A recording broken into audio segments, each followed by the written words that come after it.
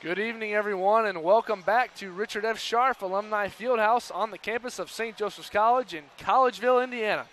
Today's non-conference matchup features the Red Hawks from Indiana University Northwest and the St. Joseph's College Pumas.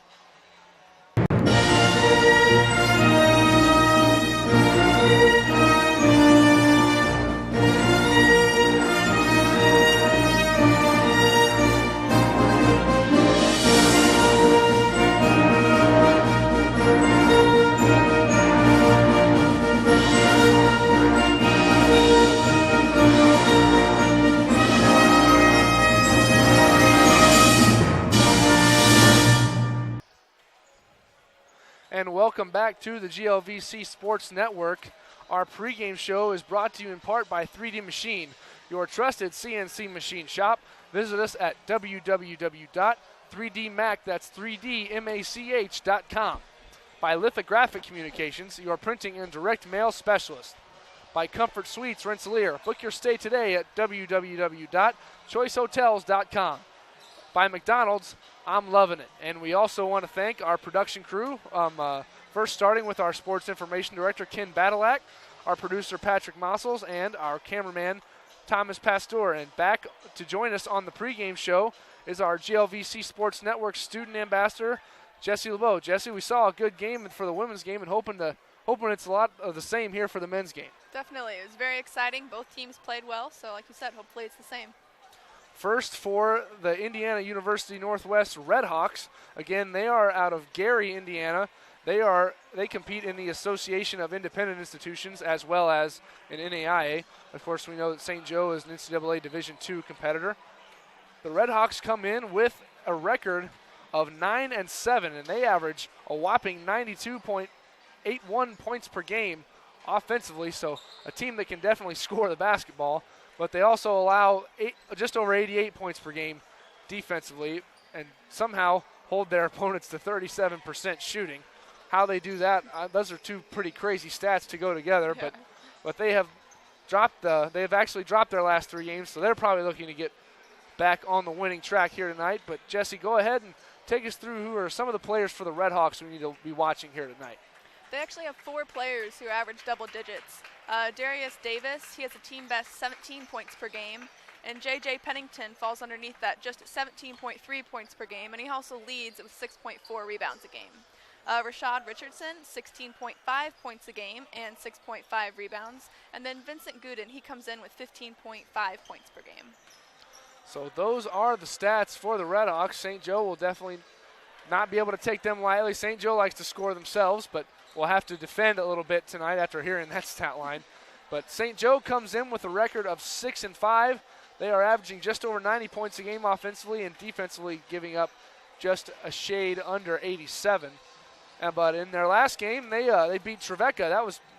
That was back on December 17th, and they won that game by a score of 90-79. So Jesse, go ahead and take us through some of the notes from that game. They actually had a 42-35 lead at half, and they forced an impressive 25 turnovers, which was probably the key to keeping that team under the 79-point mark. And then we also had 6 players reach double figures. Nick Williams, he had team high 18 points. Devonnie Daniels had 15, which coming off the bench is pretty impressive. Gillespie and Webster both had 12 apiece. And then Jeffers and Williams came in with 11 and 10 points respectively. So it was really an offensive shootout, which we might see here tonight.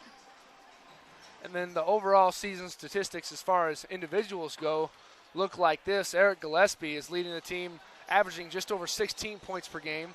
Devonnie Daniels is averaging 12.8 points per game, and he is also shooting 53% from three-point land, so look for him to be shooting the ball well here tonight. And then C.J. Hardaway is averaging 11.5 points per game, and 6 players on the roster have scored over 100 points for the season. So that's something definitely to look for.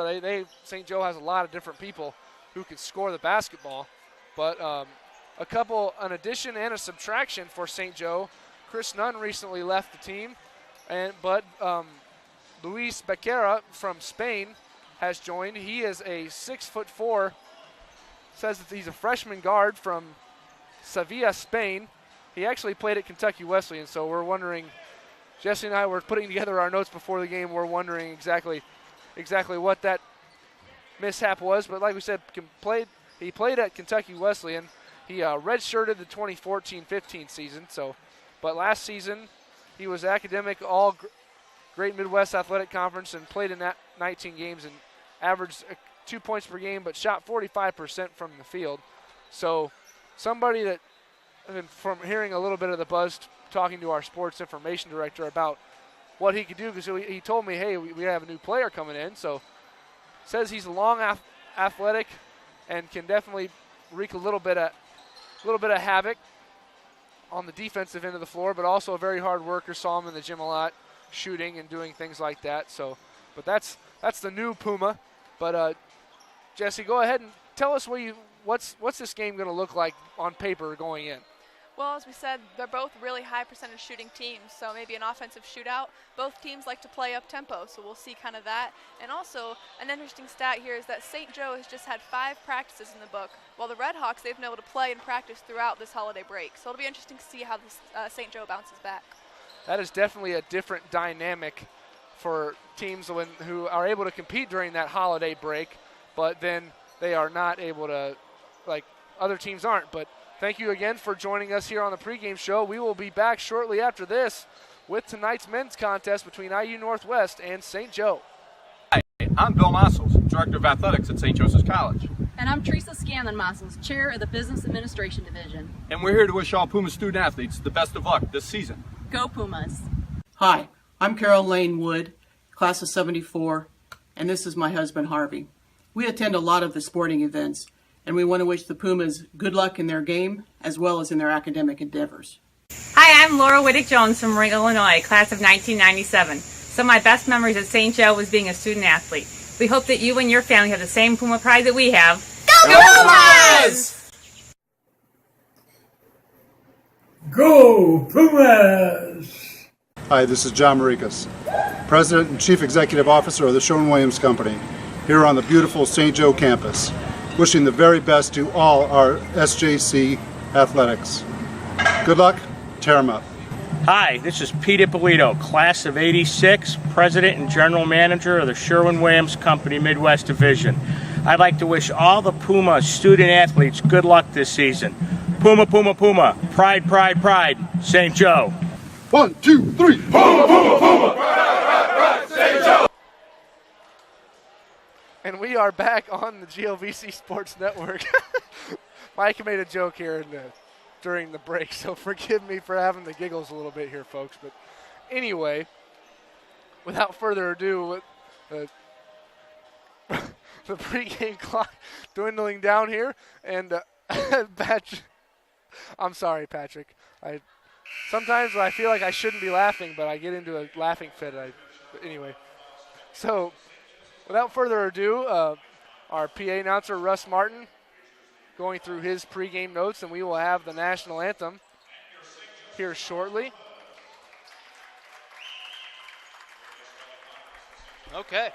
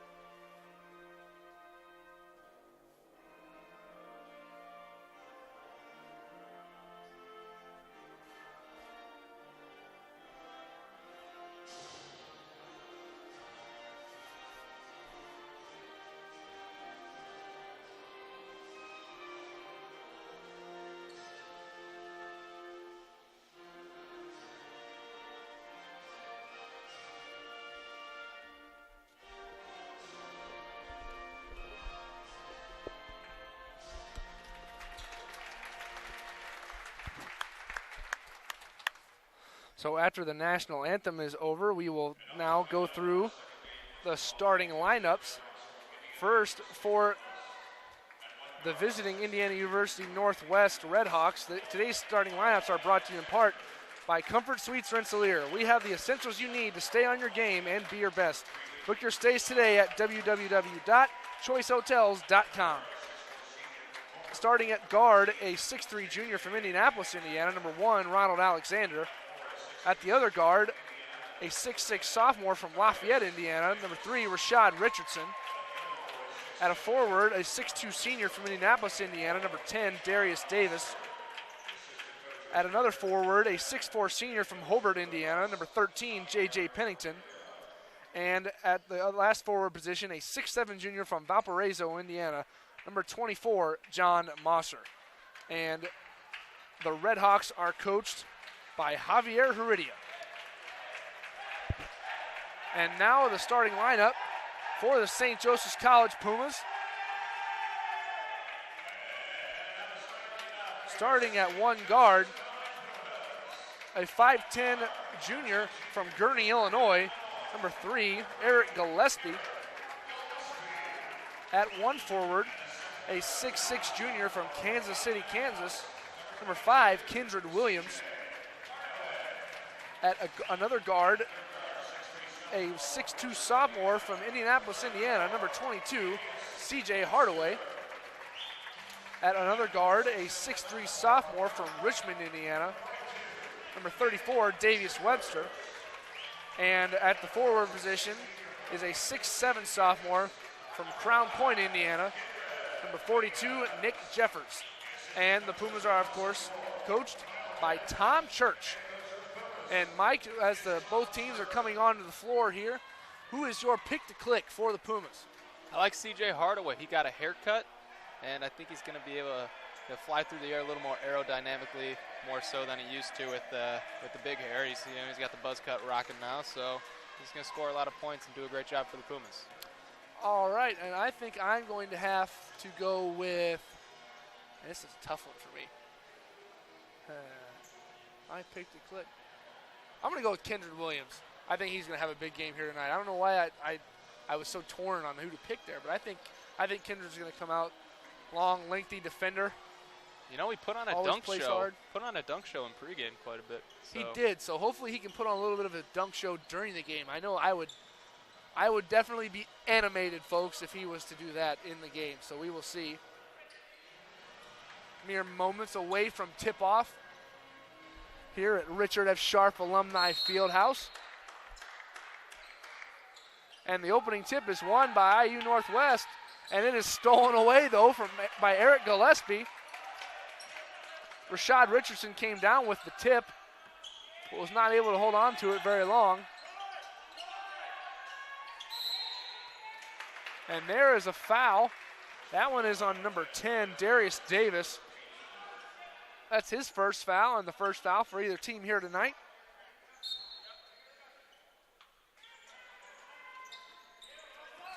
Davius Webster trying to make a little bit of a one-on-one move. He'll pitch it back out to Hardaway, though. Williams with it over in the corner. There's a deep three from Gillespie. In and out. Rebound down to number 13, J.J. Pennington. The Redhawks will try to push the issue. Williams got a hand on it, but was not able to steal it. Oh, there's a little bit of a backdoor pass down to Davis, but he had to think about it again anyway. Baseline jumper off the mark. Rebound down to Davius Webster. A little bit of a 2-on-1. Gillespie right by Ronald Alexander for the easy layup. Holy tomatoes, Batman. So St. Joe with the early 2-0 lead. And right down through the lane goes Ronald Alexander. He says, whatever you can do, I can do too.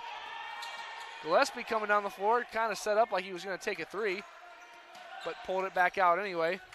Davius Webster off the ball screen. Nice little dump scoop pass down to Kindred Williams for the nice kiss off the glass. Strong move. Mike pick to click, getting his first bucket of the game. St. Joe kind of going in a full court man-to-man press, if you want to call it that. Rashad Richardson will toss it over. to John Mosser on the wing. That shot's off the mark, down to Davius Webster. Coming down the floor, kicks it over to Gillespie, wide open for three, and it was off the mark. Rebound down to Mosser. And I'm sure we will see a high volume of shots here tonight, folks, so this game could get high scoring in a hurry. Tipped away by Gillespie, picked up by Webster.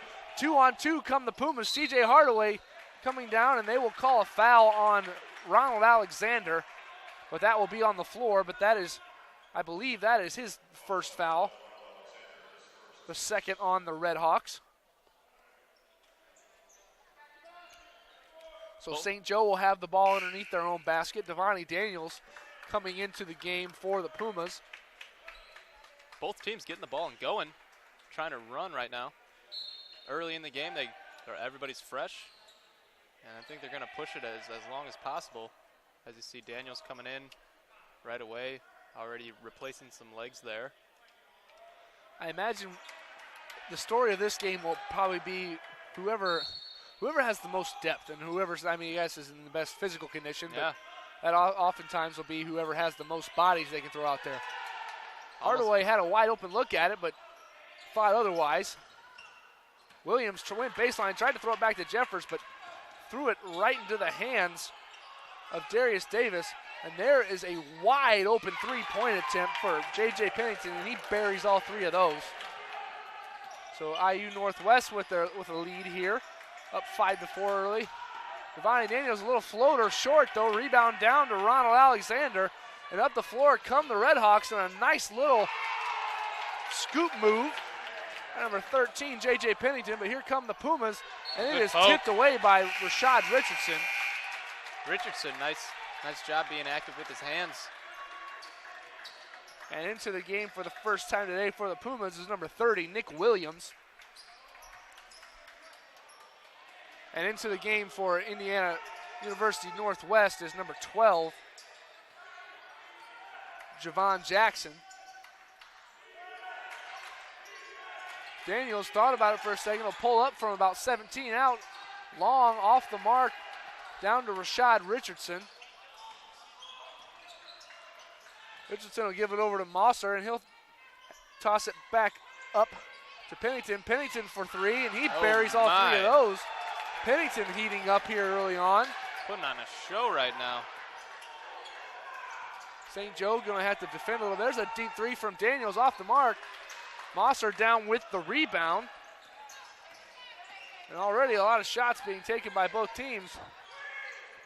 Pennington having a little trouble handling the ball, but comes up with it anyway. Richardson driving in the middle. Nice little pass down to J.J. Pennington. Coach Tom Church wants to slow down the momentum here, and he is not happy. Arms folded and definitely giving everybody in that huddle an earful. Not happy with the defensive effort, and I can't blame him. Quick 8-point lead built by the Red Hawks, and they're just coming out and they're clicking on all cylinders offensively. Doing it with the three ball, doing it with the passes inside right now. 12-4, 16 minutes left in the half. Need to slow things down for a second here and kind of let the team know that we got to sit down and play defense before we can score it. No doubt. If you can't, obviously you want to score more points than the other team, but if the other team's scoring and you don't have as many as them right now, I know this is a very basic view of what basketball is, but yeah, definitely St. Joe needs to play a little better defensively right now, giving too many open looks, and IU Northwest definitely cashing in on them right now. We have seen J.J. Pennington hit a couple wide open threes and then a couple more layups as well. And we also want to mention again that the courtside seating that is available for all home games. The price of admission is valid for both men's and women's contests, and that is every time there is a doubleheader, you see those folks sitting down there courtside, and those tickets are $20. So come on out and see a game courtside if you want to. Just it's a pretty cheap courtside ticket if you want to think relatively here in college basketball and how much a courtside seat might cost. But anyway, out of the timeout, St. Joe will have the ball, trailing 12-4 here early in this game.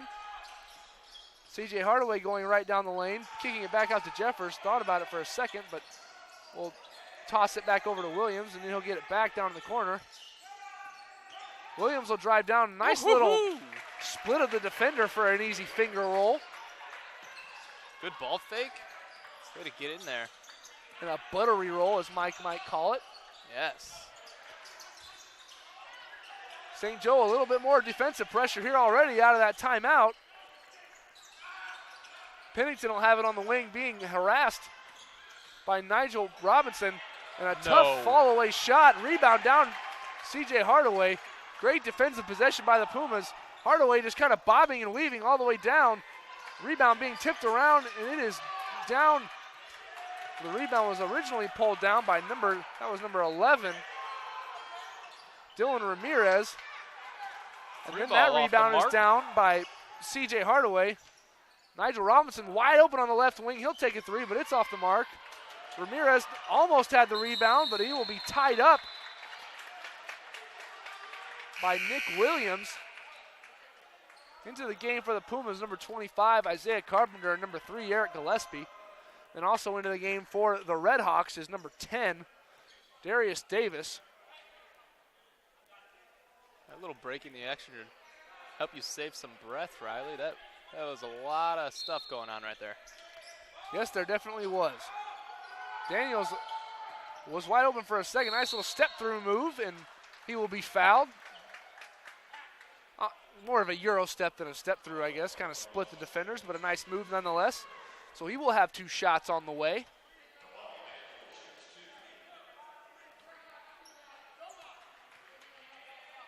And Daniel's first free throw of 2 is up, and it is good. Nothing but net.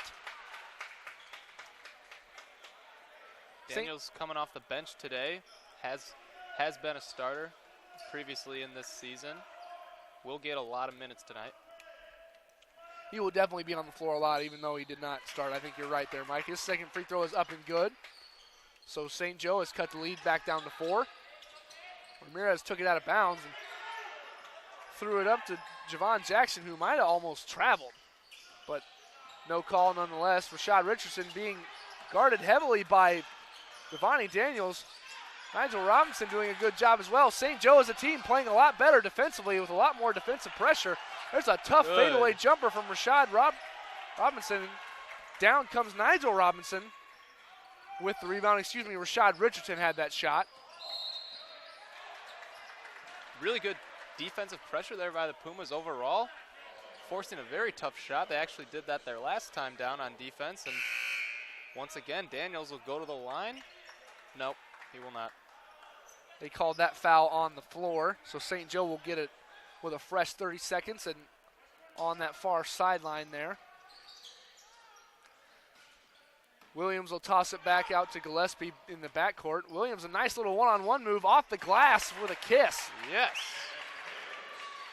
Nice little bank shot to make this a 12-10 game. St. Joe running a little bit of a trap at the Red Hawks. Calming down once they get it across half court. Gillespie doing a good job. Darius Davis has it blocked up the floor to Devontae Daniels. Give it to him. And he will go up for the easy layup. Nice look-up pass by Isaiah Carpenter. And the Red Hawks want a timeout as this game is tied just like that. All tied up at 12 with just over 14 minutes left. At St. Joseph's College, we are more than just a school.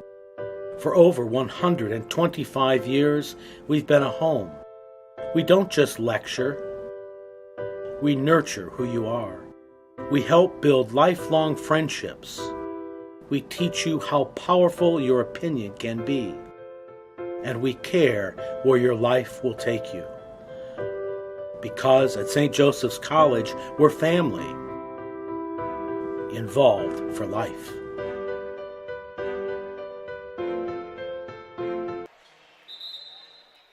And we are back on the GLVC Sports Network. Out of the timeout, IU Northwest will have it. We got ourselves a tie ball game. St. Joe again coming with that full court man press. Running a little bit of a trap out there. Williams kind of being screened off by Mosser there. Webster almost almost anticipated the pass. There's a deep jumper off the mark, in and out. Rebound down to Rashad Blocked. Richardson, though.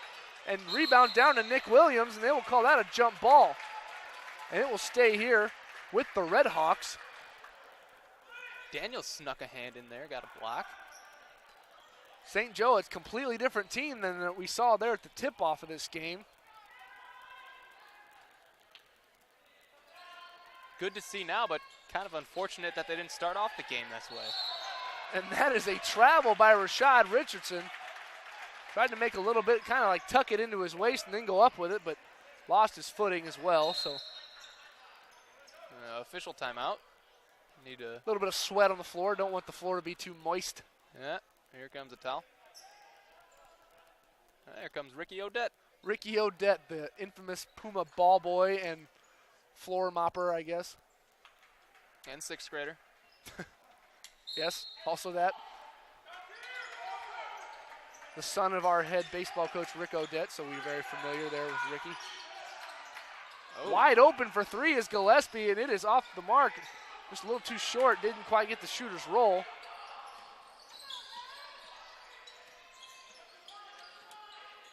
Isaiah Carpenter really kind of hobbling around. I think he could have pulled a muscle or something the way that he's moving around the court right now. That little floater from Javon Jackson is good, so the Red Hawks are back up on top by 2 here. Gillespie kind of head faked like a three, going up 1-on-3. Ooh, in and out, so rebound down to Mosser. It's a good defensive possession if you're the Red Hawks. Down in the corner being trapped is Jackson. Nowhere to go. And he somehow gets out. Oh, and my goodness. With a nice assist over to Rashad Richardson. Must have had it tipped away and then picked it up and started dribbling again, because I had no idea how in the world he was able to get out of there. So wide open three from Nick Williams. He buries all 3 of those. Boom. Big shot from Nick Williams to stop a little bit of momentum. And they will call a foul on Devontae Daniels. Coach Tom Church, I don't think, agreed with that one. But that is the first foul on St. Joe here tonight, and the first on Devontae Daniels. Back into the game for the Red Hawks is number 13, J.J. Pennington. Mosser will have it up top. A little bit of a backdoor pass to Alexander, and he lays it up off the backboard. Nice cut, nice finish. So they are back up 3 points. C.J. Hardaway, nice little floater through the middle of the lane. Mike's picked a click. Like to see that. Oh, there's a trap. There's a nice trap, but they'll get it out. Up to Mosser on the sideline to J.J. Pennington. Wide open 15-footer. Rebound down to Eric Gillespie. Probably not the shot that IU Northwest is looking for, but nice take to the basket by Davius Webster. He will get 2 shots.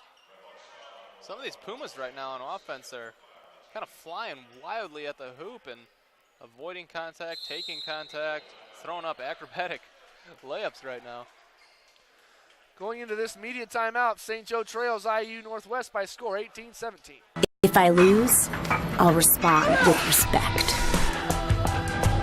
If I win, I'll back it up with humility. If I fail, I'll rise up with honor. It's tough for us to put it all on the line. Don't undo my hard work with poor sportsmanship.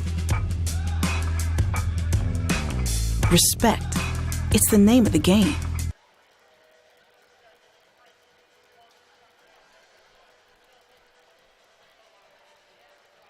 Talk about sports. It's easy to find the sports content you care about, right? Wrong. We're not talking about the content overload you see every day. We're talking about the teams and athletes you truly care to follow. Your sons, daughters, friends, and neighbors. No matter their level of play, professional, college, high school, there's never been a way to find this sports coverage in one place. Until now. StatSub covers the teams and athletes that have all the fans but none of the coverage. Visit statsub.com for more info. And we are back at Richard F. Scharf Alumni Fieldhouse. Just over 11:50 to go here in the first half. Davius Webster will have 2 free throws. St. Joe a chance to take the lead here. Talking about two teams who are definitely going to take a lot of shots, and they certainly have not disappointed in that regard. 16 attempted by both as Davius Webster makes his first of 2 to tie this game up. Into the game for the first time for the Red Hawks is number 21, Austin Williams. And Webster converts on both of those, so St. Joe takes the lead 19-18. St. Joe still in that full court press. Rashad Richardson trying to make a little bit of a move on Nick Williams. He bobbles the ball and somehow does not travel. And I think that Austin Williams could have traveled there too. 9 seconds on the shot clock. There's a 3 from Richardson. Off the mark, blocked by Nick Williams. Rebound down to Austin Williams though, and somehow or another, the Red Hawks came up with 2 points there. There's a deep 3 from Davius Webster off the mark, but rebound down by Eric Gillespie, and there's a nice mid-range jumper from Kendrick Williams that he buries from about 17 feet. The initial shot by Webster, I don't know if that's what Coach Tom Church was looking for right there. Probably not, but they ended up working out anyway. He almost stepped on the sideline over there. And an illegal screen, they will call that on number 24, John Mosser. That is his first foul, and from now on, with every Red Hawk foul, the Pumas will be shooting free throws. And here comes Nick Jeffers into the game. Also Dylan Ramirez for the Red Hawks. Seeing some more action. CJ Hardaway with a little spin move, trying to get going to the basket. He'll run another little ball screen as Jeffers is setting one. Webster, a wide open 3, and he buries it. Splash. He'll take all 3 of those. It's a good shot, and there's a foul way away from the basket. Those are a coach's nightmare, I would venture to say. That foul is on number 3, Eric Gillespie. That'll be his first foul. The second on the Pumas. St. Joe overall playing much better defense than they did in about the first 5 minutes. Able to neutralize the heat. And really, we thought this would be a high-scoring game, and so far it has not been that. Both teams have done a good job of keeping each other under wraps. And there's a nice little reverse layup move by J.J. Pennington. A little English off the glass. Pennington, he might be back with the heat. And a nice move, a nice pass by C.J. Hardaway. Nick Jeffers with the finish to respond. Like to see that out of the big man. He needs to get himself going. There's a trap by Davius Webster and Kendrick Williams, but they are able to get it out, are the Red Hawks. There's a 3 from Austin Williams off the mark, being tipped around. And there is a rebound down to Gillespie, wide open for Davius Webster, and he will lay it off the glass. We got about 9:35 left in this half. Our game clock again giving us fits. We apologize. Gillespie guarding Davis out top, and he just goes all the way to the rim for an easy layup. Just kind of lulled St. Joe to sleep right there, did Davis. Coach Church not happy with that defensive possession. A little bit of a ball screen with Gillespie and Jeffers will have a 3-pointer. He'll take it, and he will bury all 3 of those. That looks good out of his hand. Jeffers, you're not afraid to shoot. Playing the 5 position.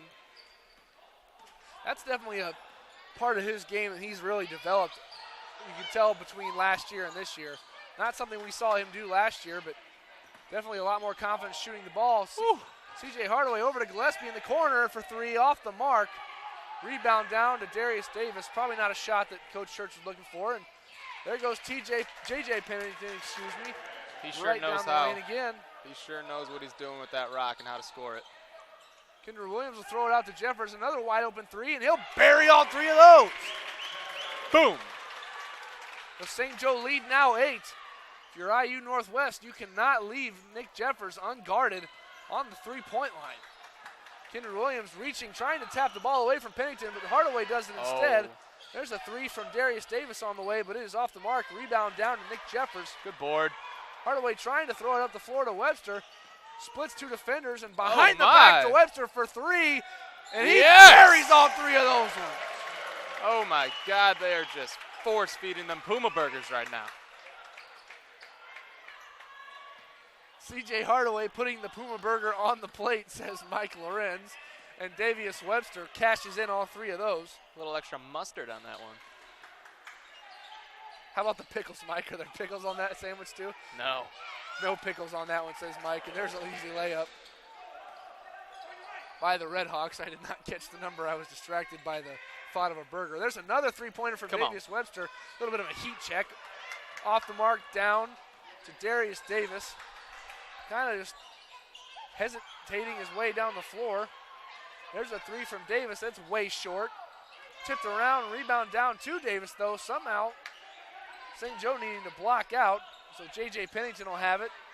Run off a little bit of a ball screen. Rashad Richardson will take a three of his own. Off the mark, rebound down to Davius Webster. St. Joe coming down the floor. And a nice pass by Davius Webster, but Jeffers unable to hold on. But that will take us to another media timeout. But St. Joe on top by 9, a score of 37-28.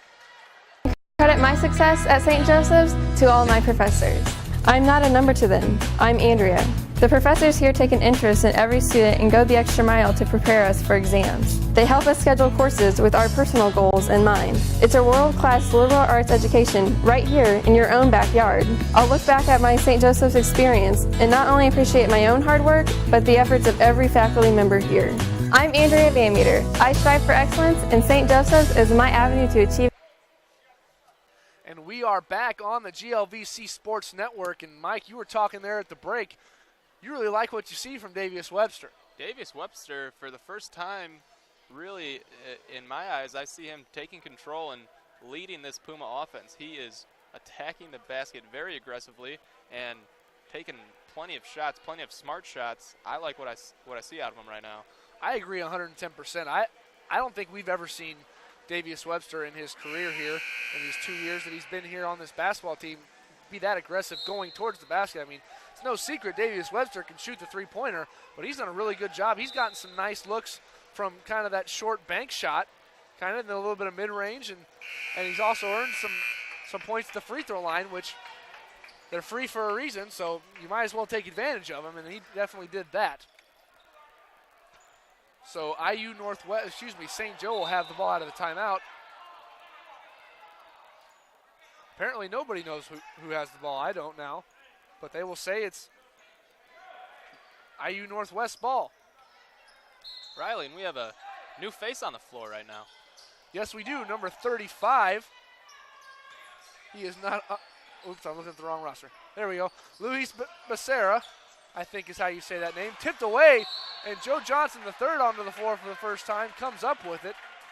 A nice play by, I believe it was Isaiah Carpenter, to tip it away initially. And Joe Johnson, third, comes up with the loose ball, and he will have free throws. So Luis, a Spanish native. He's from Sevilla, Spain. Long way from Collegeville, Indiana is Spain. Previously a Kentucky Wesleyan basketball team member. Now here with the Pumas. Checking into the game for the Red Hawks is for the first time, number 4, Eon Davis. And Joe Johnson, the third's first free throw is good. Leading out 10 for the Pumas, and JJ3 will try to make this 11. And it is up, and it is good. So St. Joe now leading by 11 with 6:36 left to go here in the first half. St. Joe again trying to put on a little bit of full court pressure. Alexander bringing it up for the Red Hawks. Almost tripped a little bit there. Not looking to pass much is Alexander. He'll throw it over to Jackson. Jackson will try to go one-on-one a little bit too. Alexander with it on the wing. 10 seconds on the shot clock. St. Joe doing a good job. Blocked by Isaiah Carpenter. Oh, look out here. On the floor. Here he goes up, and he slams it down. Boom. But they have to get back on he defense hustles back, for the Pumas, and that will be a foul on Isaiah Carpenter. And Coach Church not happy with the dunk, I'm sure, but not happy with. I think everybody got a little too excited with the slam there, and they forgot to get back on defense. No one was back, and actually the man who dunked the ball, Carpenter, was the first one back because he earned that foul. Yep, that's where the other 4 guys got to help him out there after he throws down the slamma-jamma. They got to get back on defense. And Mosser's first free throw is a brick. Riley, I've noticed this last possession, what the Pumas are doing on defense is they're not fully face guarding Pennington, but Luis is hanging around, making sure that he can't receive a pass. Yeah, definitely not helping off of him is Becerra. Becerra, a nice little move towards the basket, out to Williams. Johnson, the third, wide open on the wing, but Becerra, nice little move down, but had it stripped away. So Pennington came up with it. Right down the lane goes Alexander, tried to hit it over the top of Carpenter. He did, but threw it way too high. And there is a deep three buried by Javon Jackson. Gotta tip your hat on that shot. He was fading away and still was able to cash in all 3 of those. With a hand in the face. Becerra has it on the wing. He'll go off of a ball screen from Carpenter. Nice little kick out pass for Nick Williams, and he will not make all 3 of those. That is off the mark and down to Eon Davis. And Alexander dumps it down to Mosser, but he will have it. Couldn't tell if it was blocked or he was trying to pass it down there. I think he just tried to pass it and then it got out of bounds. That was a pass. That pass ended off being tipped. Back into the game for the Pumas is number 22, C.J. Hardaway. And he'll take it up the floor, unguard it. St. Joe will try to run a little bit of an offensive set here. And there's a deep 3 from Devontae Daniels off the mark. Good block out and rebound by the Red Hawks. And Mosser will jump stop at the top of the key, and they will try to cut the Red Hawks. Don't really do many offensive sets. There's another 3 from Javon Jackson, and he buries 3 more. The lead is now 6 for St. Joe. And there goes C.J. Hardaway down the middle of the lane, and a no call in the middle. Javier Heredia did not like that no call at all. Kind of jogging around down in front of his bench, wanting a charge call of something anyway. He did. He signaled charge. Alexander will have it. He'll go one-on-one with Eric Gillespie. There's a little short jumper off the mark, and it'll be tipped out of bounds by St. Joe and stay here with the Red Hawks.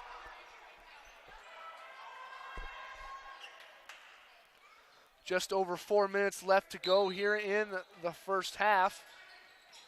St. Joe on top, 43-35. Just mid-range jumper from Mosser. Rebound down to Devontae Daniels. Coming down, looking to be aggressive with it. He has it tipped away by Davis, and Ramirez comes up with it. Got to hustle back on defense. A 3-on-2 down to Alexander, and he will lay it off of the glass. Devontae Daniels had that ball stolen from him, put his head down, jogged back. Got to imagine this is what this timeout might be addressing. Coach Tom Church wants to take a quick timeout. And that will take us into our final media timeout here in the first half. St. Joe on top. I grew up in a small Minnesota farm town as a twin. My younger brother Patrick was born just 2 minutes after me. He drives me each day. And now we can both be found on the driving range. Playing golf brings a smile to my face. Volunteering with our school's Habitat for Humanity in Romania did too. I love to see people smile, which is why I'm studying to be a dentist. I'm Molly Flynn, and the GLVC is me.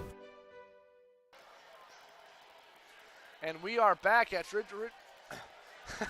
Well, I already messed up here in 2017. I about went into Porky the Pig mode there again.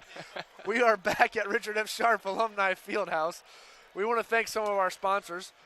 Puma Basketball is brought to you in part by 3D Machine, here to serve all your manufacturing needs with expert contract manufacturing services, dedicated support, and reliable on-time delivery. Contact 3D Machine today. So St. Joe will have the ball out of the timeout, waiting for the Red Hawks to come back out onto the floor here.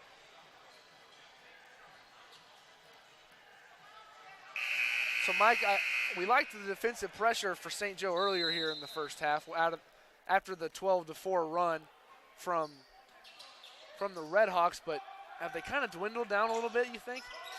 I think the style of gameplay has changed, so I don't know if it has dwindled down, but it's less running and more half-court offense, so I don't know if I can say for sure. That rebound out to Nick Jeffers. Devontae Daniels throws up a deep three. That's short again. St. Joe missing short on 2 straight three-point shots. Maybe a little too far behind the arc.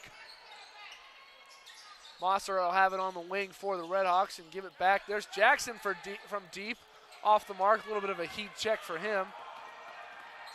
Daniels coming down and tried to get it to Gillespie in the corner, but threw it right to Eon Davis. A little awareness there. Had his back to the rest of the defense, and Davis did a really good job of recovering down the floor. There goes Alexander down the lane, but they will say he was fouled at the elbow. So they will get the ball underneath their own basket. Into the game for the Pumas is number 34, Davius Webster.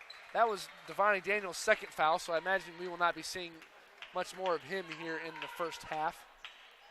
So there is 2:55 left in it, so no reason to have him accumulate any more fouls before half. Pennington kind of dribbling around up top. We'll throw it over to Richardson.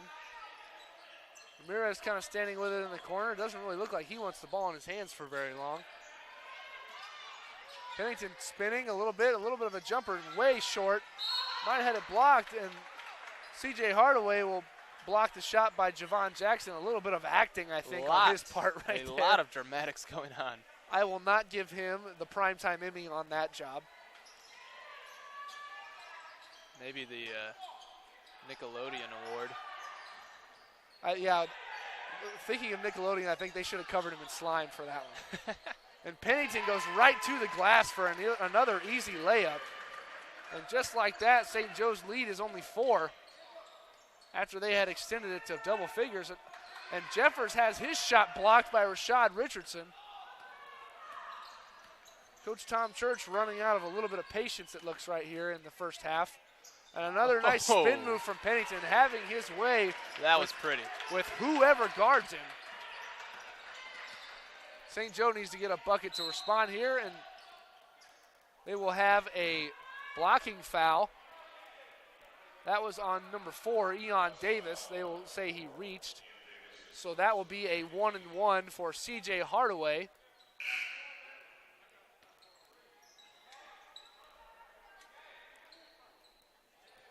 So he will try to convert the front end of the 1-and-1. Needing to extend the lead, and I said earlier that this was not a high-scoring game. Well, it definitely is. And that's off the mark. Rebound down to Rashad Richardson. With a minute 50 to go here in the first half, St. Joe up by 2. Mosser tried to throw it down to Eon Davis, and Hardaway had it in his hands but just couldn't hold on. Good hands. He was in the right spot. He kind of ran out of room there. Even if he did get both hands on that pass, he probably would have ended up out of bounds. And that will be a foul. On number 34, Davius Webster. That is his first foul, but the 5th on St. Joe, so they have a couple more fouls to give, theoretically. And 1:45 left in this half.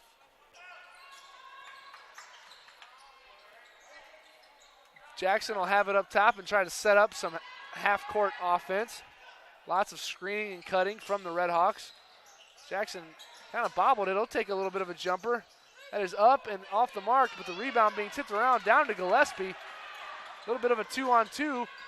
Pass down to Kendrick Williams, but Williams, not enough spacing there on that pass. It kind of just bounced off his shoulder.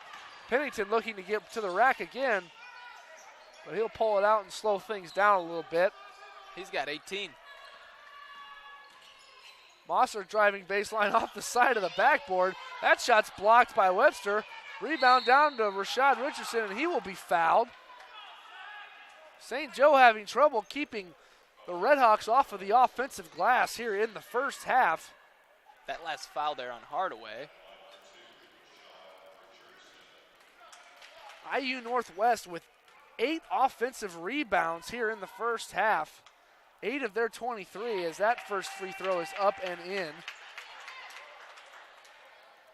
Rashad Richardson with a chance to tie this ball game with a minute and 2 seconds left here in the first half, and he does that. So St. Joe has their lead taken all the way away. Davius Webster dribbling around. He probably needs to get going again here. The IU Northwest fans that made the trip down here chanting defense. There's a deep 2 from Kendra Williams. It's off the mark down to Mosser. 40 seconds left in the half.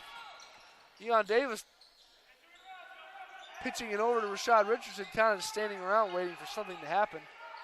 Mosser calling for it down on the block. He gets it, but unable to find any lane to make anything work. And there goes Pennington right to the basket, but that one's off the mark. Tipped around, rebound down to Kendra Williams. Thought Mosser was going to come up with it for a second, but he was not able to. And a nice pass by C.J. Hardaway to Nick Jeffers. 10 seconds left on the clock. St. Joe up by 2. Pennington trying to bring the ball down the floor, not really doing much. There's a wide open 3 from Richardson. Off the mark, down to Jeffers. And after a whirlwind of a first half, St. Joe somehow comes out on top by a score of 45-4-3. And we will take a short break here for a little bit, and we will have Jessie LeBeau, our GLVC Sports Network student ambassador. She will join us. But the halftime score, St. Joe up 45-43. Hi, I'm Bob Pastor. I'm the president of St. Joseph's College in Rensselaer, Indiana. I want to take this opportunity to wish all of the student athletes of the GLVC the best of luck in the classroom and on the field of competition. Go Pumas! I can credit my success at St. Joseph's to all of my professors. I'm not a number to them. I'm Andrea. The professors here take an interest in every student and go the extra mile to prepare us for exams. They help us schedule courses with our personal goals in mind. It's a world-class liberal arts education right here in your own backyard. I'll look back at my St. Joseph's experience and not only appreciate my own hard work, but the efforts of every faculty member here. I'm Andrea Van Meter. I strive for excellence, and St. Joseph's is my avenue to achieving success. They say a picture is worth 1,000 words. We beg to differ. They are snapshots that represent lasting memories, stories to be told for years to come. Our story is one pictured not just with trophies, but with diplomas, friendships, a helping hand. New chapters beginning every season. This is the story of the Great Lakes Valley Conference. I grew up in a small Minnesota farm town as a twin. My younger brother Patrick was born just 2 minutes after me. He drives me each day, and now we can both be found on the driving range. Playing golf brings a smile to my face. Volunteering with our school's Habitat for Humanity in Romania did too. I love to see people smile, which is why I'm studying to be a dentist. I'm Molly Flynn, and the GLVC is me.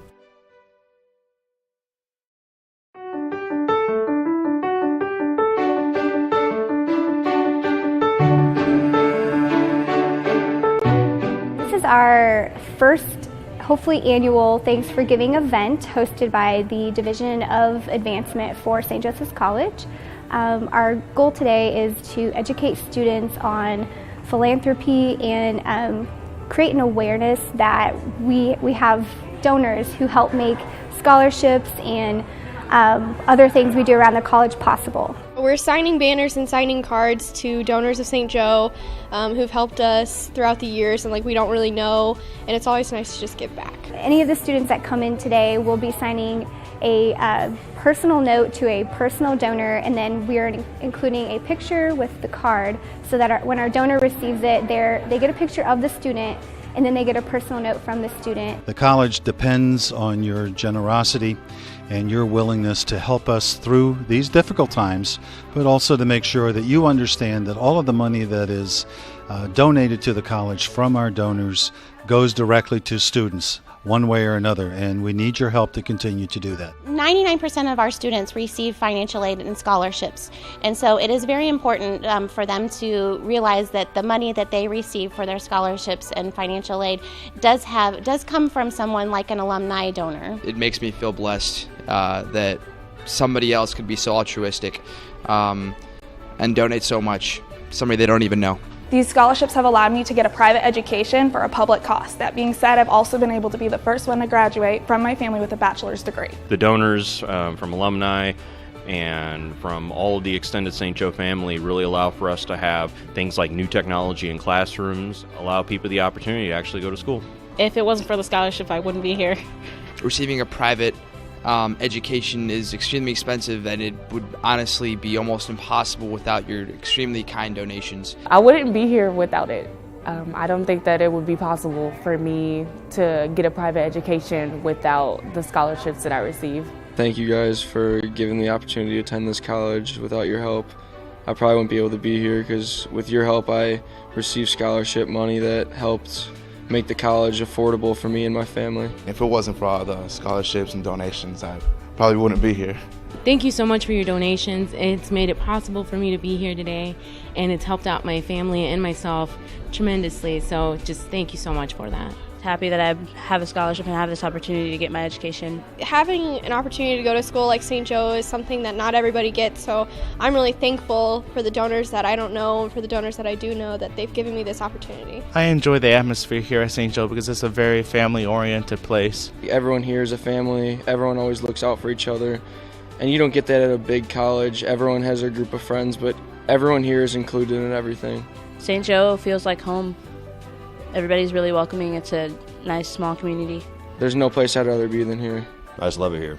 With scholarships like these made possible by donations through donors such as you, they have an opportunity at a bright future. It's important for people to continue to donate so our school can improve facility-wise, educational-wise, and so more people can have the opportunity to come to St. Joe. Muchas gracias por todas las donaciones que han dado. Se les agradece mucho, and just thanks for being so kind. Thank you. Honestly, I'm having the time of my life here, and everything you give to me is, I don't take it for granted. Thank you. Your legacy has carried on. This school is as much fun as you guys have said in the past. Talking to many alumni, I hear about all your stories, and I can't wait to be an alumni like you. Big thank you. If you were here, I would hug you. Thank you so much. Thank you. Thank you for giving. Thank you for giving. Thank you. Thank you very much. You helped make this college work and make it the special place that it is. Thanks for giving. From court to court and lane to lane, under the lights or under the sun, no one delivers Division II sports like NCAA.com. The center of D2 is inside the NCAA.com hub, with exclusive highlights of every sport and live broadcasts of every Division II championship found nowhere else. Make NCAA.com yours, the home of Division II college sports. At St. Joseph's College, we are more than just a school. For over 125 years, we've been a home. We don't just lecture, we nurture who you are. We help build lifelong friendships. We teach you how powerful your opinion can be. And we care where your life will take you. Because at St. Joseph's College, we're family. Involved for life.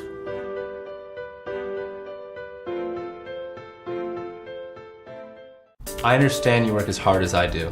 I understand you want it as bad as I do. I understand that only one of us can win. But if we don't show good sportsmanship, we both lose. This name, this logo, it represents something much bigger than me. This is a privilege. An honor. A responsibility. I understand that. That's why I pledge to give my best. As a competitor and a person.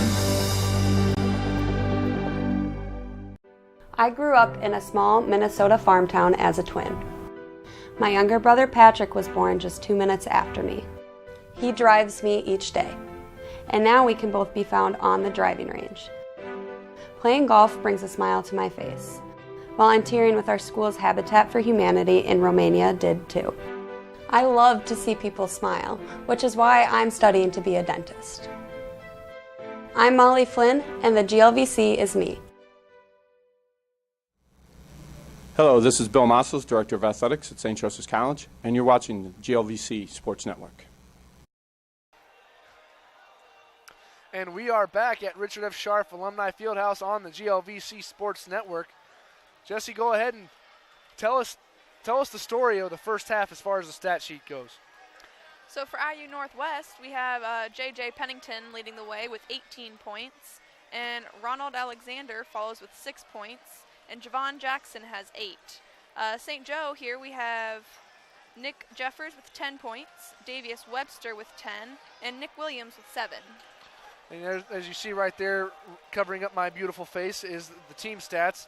St. Joe's shooting 48.6% from the field, so shooting a pretty high percentage, but IU Northwest is shooting 40% as well. And neither team really hitting too much from the outside, but a stat that sticks out to me too as we look here at the screen is the rebounds. IU Northwest with 26 to St. Joe's 19, and 10 of those being on the offensive glass, so that's definitely something they need to change. But if you're St. Joe, you need to block out a little better. But go ahead for both teams. First for IU Northwest, what's something they can do to maybe improve on their first half? I think they could probably keep feeding J.J. Pennington. There at the beginning, he had 10 of the first 12 points, and as you see, he's leading with 18. So he was pretty on fire. And also not giving the Pumas such open looks. There towards their St. Joe's run, they were really wide open on three, and they were able to get their lead really high. Now with St. Joe, they got behind very early, about 12-4, but they went on an 8-0 run. And I think that key was because of their full court press. They were able to trap. They went back to a half court trap and blitz trapped. So their defense has kind of disrupted what IU Northwest has tried to do offensively. Also, I think it's key. Coach Church has been subbing a lot, so he's been getting a lot of production off the bench players. So I think if he can keep all of his players fresh, that's going to be key to the second half. I would agree with you there that the defensive pressure from St. Joe, not just on the full court but on the half court, turned up big time when they went on that 8-0 run, and then it just kind of almost went away. Mike and I had been talking too during the first half that J.J. Pennington is just kind of going out and doing whatever he wants. I mean, I think he probably took 10, 12 seconds off the shot clock a couple times, just kind of dribbled around, and then would find himself at the rim for an easy 2 points, that or he'd be wide open for a 3. So, yeah, they definitely need to keep him under wraps if they're going to be more successful here in this game. Agreed. And offensively for the Pumas, there when they went on their run, they were up as many as 14. I think the key was that they were moving the ball. They got kind of stagnant towards the end, kind of being a little selfish, dribbling through and getting turnovers. So the key, I think, is just to stay constantly moving and pass the ball around the outside. We are a few moments away from second half action. I imagine that Coach Church was definitely preaching on defense there in that locker room talk. Like we said before, they had that big lead and just kind of saw it slowly melt away. They're going in towards the end of that first half. But Jesse, thank you again for joining us here on our halftime show. And we will be back shortly after this for second half action. Hi, I'm Bill Mossels, Director of Athletics at St. Joseph's College. And I'm Teresa Scanlon Mossels, Chair of the Business Administration Division. And we're here to wish all Puma student athletes the best of luck this season. Go Pumas! Hi, I'm Carol Lane Wood, class of 74, and this is my husband Harvey. We attend a lot of the sporting events, and we want to wish the Pumas good luck in their game as well as in their academic endeavors. Hi, I'm Laura Whittick-Jones from Ring, Illinois, class of 1997. Some of my best memories at St. Joe was being a student athlete. We hope that you and your family have the same Puma pride that we have. Go Pumas! Go Pumas! Hi, this is John Marikas, President and Chief Executive Officer of the Sherwin-Williams Company, here on the beautiful St. Joe campus, wishing the very best to all our SJC athletics. Good luck, tear 'em up. Hi, this is Pete Ippolito, class of 86, President and General Manager of the Sherwin-Williams Company Midwest Division. I'd like to wish all the Puma student athletes good luck this season. Puma, Puma, Puma. Pride, pride, pride. St. Joe. 1, 2, 3. Puma, Puma, Puma. Pride, pride, pride. St. Joe.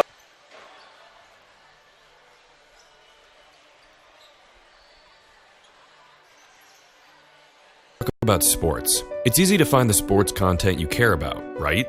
Wrong. We're not talking about the content overload you see every day. We're talking about the teams and athletes you truly care to follow. Your sons, daughters, friends, and neighbors, no matter their level of play, professional, college, high school, there's never been a way to find this sports coverage in one place, until now. StatSub covers the teams and athletes that have all the fans but none of the coverage. Visit statsub.com for more info. And we are back on the GLVC Sports Network. Mike, talking to Jesse a little bit, I had her opinions, but what do you think that St. Joe can do better here in this second half? Amp up the defensive pressure. They are doing just fine scoring the ball, but when you allow a team like this to hang around, they're going to give you a good game. And right now that's what's happening. The Pumas would rather extend a lead right now, so starts on the defensive end. Hunker down, play the D, grab rebounds on the first time, because that offensive board is right now 10-3 in favor of the Redhawks, so that is not something that would continue to climb. That could be catastrophic for this game.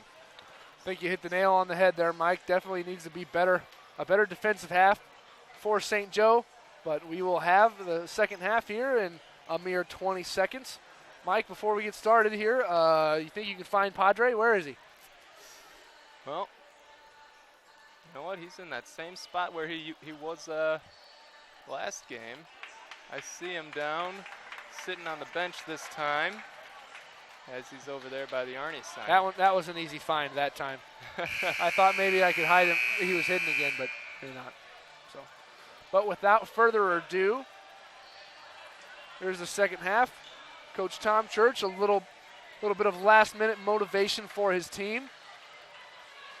Imagine he's got to be happy with a lot of things there in that first half, but as we could not stress enough, their defensive effort could have been a little better down the stretch there. They had that 14-point lead, and then they gave them up. So, but we will start here with St. Joe taking the first offensive possession.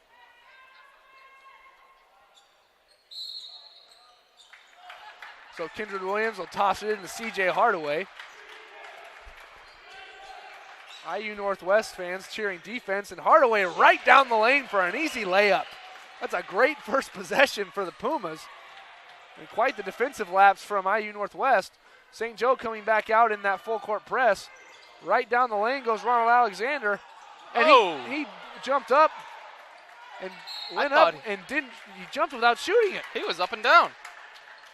But they did not call a travel. Coach Church wants an explanation. I think I do too, but we'll play on. And there's a wide open layup almost for J.J. Pennington, but he finishes anyway. J.J. Pennington, that's 20 for him tonight. The officials will blow it dead. Not quite sure what for, but we will see. Our eyes in the sky, Thomas Pastor, says something about the shot clock.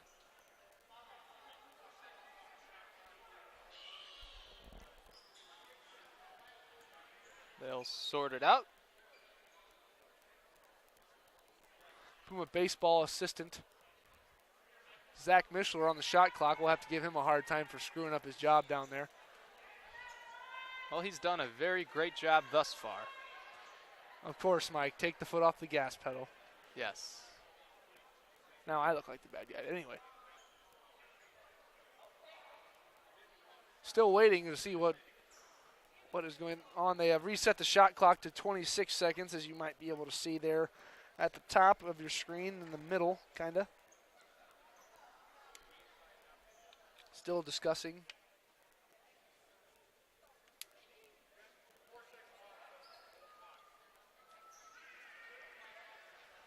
Game clock at 9:31. Shot clock at 26. 19. Davius Webster will have it right up at the three-point line. So a nice little mid-range jumper from Kendra Williams, short off the mark, rebound down to J.J. Pennington. Pennington kind of dribbled it off his own leg, but he comes back up with it. St. Joe bench cheering for Kendra Williams on that. Getting a little bit of defensive pressure, and Pennington just throws it out of bounds. Good job by C.J. Hardaway coming up into the passing lane while the offensive player was cutting back door, and the pass flies out of bounds, and Pumas have the ball. That was just a case when I didn't see who was cutting for IU Northwest, but he just kind of zigged when he should have zagged, and Pennington thought he was going to zag. So, and right down underneath the basket is Nick Jeffers. Rebounds his own miss, swatted out of the lane by J.J. Pennington. Block party. Rebound down to Darius Davis. Pennington back with it up top. Behind the back, he'll spin again, but he'll toss it out to Richardson. Alexander calling to clear out the lane, and up and out of the rim, though. So he will have 2 shots. That foul is on number 3, Eric Gillespie. That is his second foul here today. Gillespie getting bullied a little bit right there. He was the smaller defender in that case and wasn't able to take on that power move. Alexander's first of 2 free throws is up and good. So the lead now 1 for St. Joe, and this could possibly make it a tie game, but it does not. It's off the mark. Rebound down to Nick Jeffers. C.J. Hardaway coming up full speed ahead and has it ripped away by Rashad Richardson. He will go up, and they will call a foul on Nick Jeffers on the body. Richardson not able to convert the N1. So he will have 2 shots.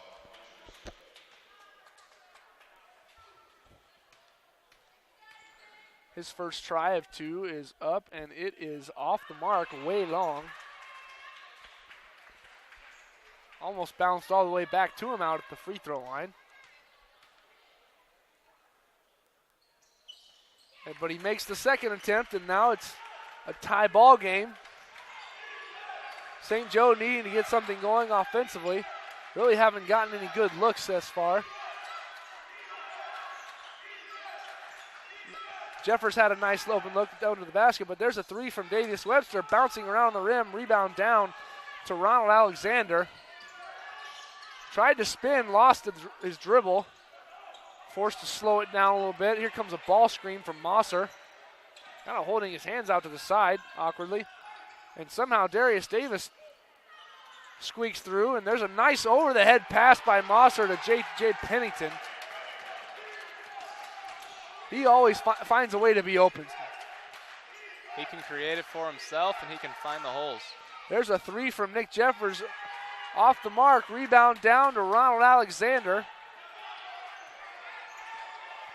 Darius Davis will throw up a 3, and that will air ball.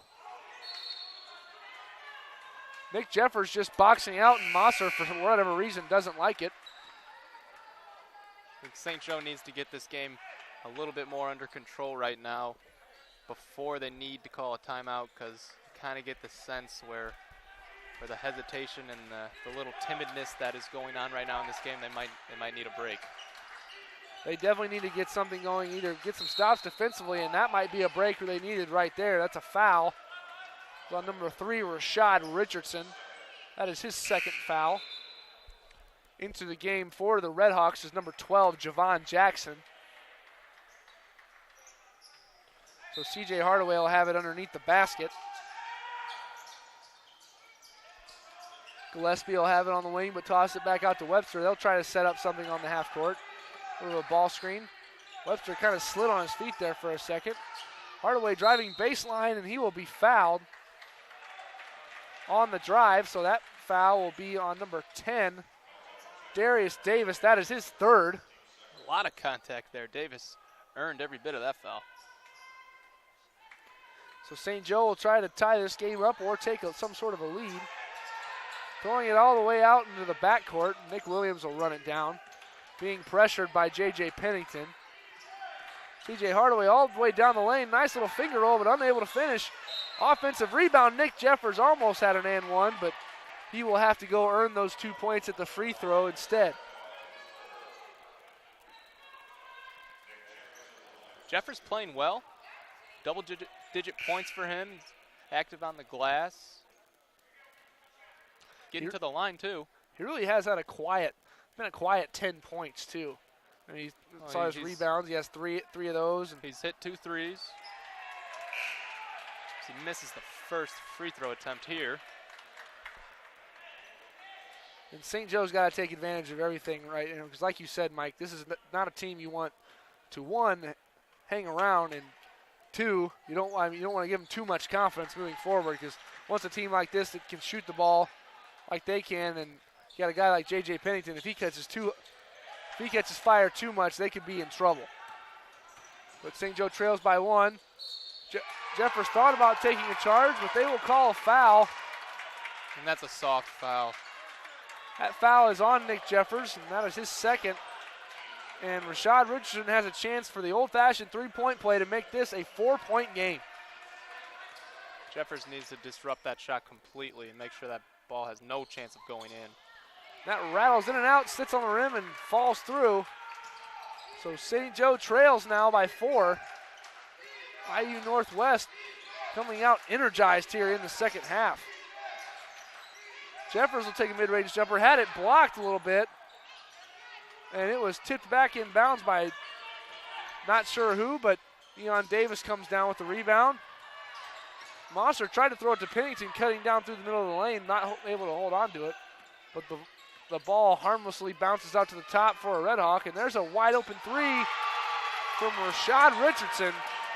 Jeffers was in the vicinity, but was not able to get a hand up.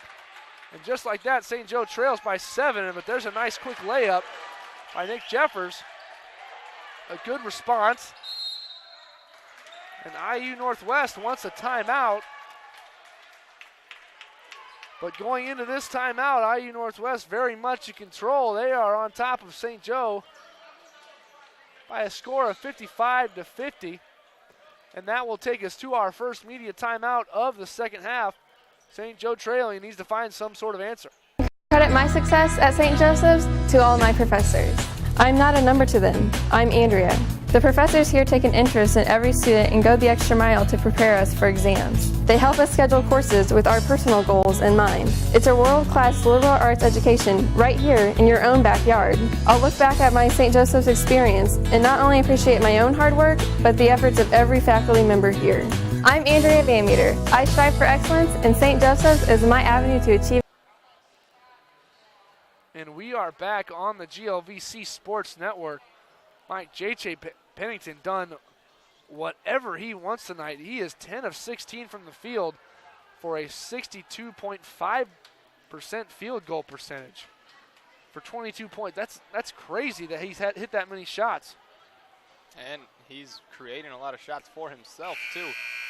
What I've noticed about him is what he likes to do is actually catch the ball like a post player, face up, do a dribble, and he likes a lot to do a lot of spin moves, changing the direction of whether he's facing the basket or not facing the basket, and then kind of throw in the baby hook. And then when he's coming off of a pass, he's sometimes just catch and shoot. He's very versatile. There's a lot of ways that he can score, and the Pumas need an answer. And I figured they would probably find someone to try to chase him around, but luckily he's not on the floor right now. So they have a little bit of an answer for him at the moment. Nice little full court pressure right there by the Pumas. Nick Williams tipped it out of bounds, but unable to come up with the steal. Mosser has it on the wing, not really being guarded by anybody. And there's a nice move by Ronald Alexander. And he was fouled by C.J. Hardaway, so he will have 2 free throws. They've done a really good job at getting to the free throw line here in the second half. And Alexander kind of ran into contact. I didn't think C.J. wanted to foul there. He was just kind of ran into, and that's the price he's got to pay. And we will take another short break, but we will be back shortly after this. If I lose, I'll respond with respect. If I win, I'll back it up with humility. If I fail, I'll rise up with honor. It's tough for us to put it all on the line. Don't undo my hard work with poor sportsmanship. Respect. It's the name of the game.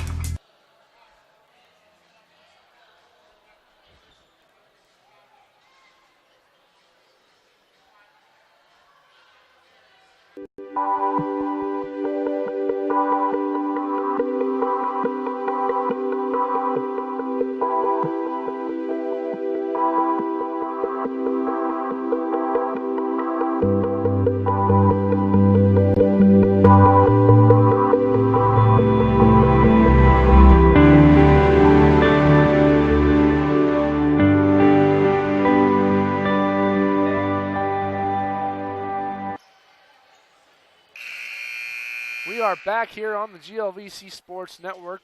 Right before this free throw from Ronald Alexander, we want to take some time to thank one of our sponsors. Puma Basketball is brought to you in part by Comfort Suites Rensselaer, where bigger really is better. We have the essentials you need to stay on your game and be your best. Book your stay today at www.choicehotels.com. And Ronald Alexander buries both free throws, and the IU Northwest lead is now at 7. Davius Webster tried to throw it down to Jeffers on the block, but it was stolen by Rashad Richardson. Devontae Daniels back into the game for the Pumas, trying to give a little bit of pressure. Eon Davis had it down by the block, but never bothered to look at the rim. And that will be a travel by Javon Jackson. He's got going a little too quick there. Into the game for the Pumas is number 35, Luis Becerra. And looking at our program, it says he is a junior, so we have figured out the freshman with 2 years of eligibility used up debacle. Nick Williams driving into the middle, spins out to Jeffers. Not really being guarded by Mosser, even after hitting a couple threes.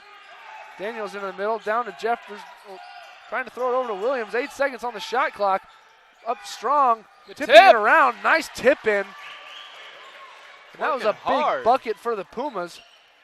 They're going to need to try to get some stops defensively if they're going to get back into this ball game. Trying to throw a little bit of a trap at the Redhawks. Man, I keep forgetting their mascot for whatever reason. Javon Jackson, there's a wide open three from Mosser, and that is off the mark. Rebound down to Devontae Daniels. Good defensive possession for the Pumas. C.J. Hardaway kind of dribbling between the legs. Thought about going into the lane. He'll toss it down to Nick Jeffers. Being double teamed. There's a wide open three for Devontae Daniels, and it is off the mark. Rebound down to Nick Williams, though. And he'll go back up strong and put it in. So the lead is now down to 3. A good possession defensively, followed by a good offensive rebound possession for the Pumas. Playing with a little more energy here on both ends of the floor are the Pumas. Mosser was wide open down by the block, but there's a deep three by Javon Jackson, and he buries all 3 of those without any problem. So St. Joe is back down. They are down 6 now. And that will be a foul on Rashad Richardson. That is his 3rd foul here tonight, and the 4th on the Redhawks. Into the game for the Pumas, number 25, Isaiah Carpenter, and number 3, Eric Gillespie. And back into the game for the Redhawks, number 13, J.J. Pennington, and number 11,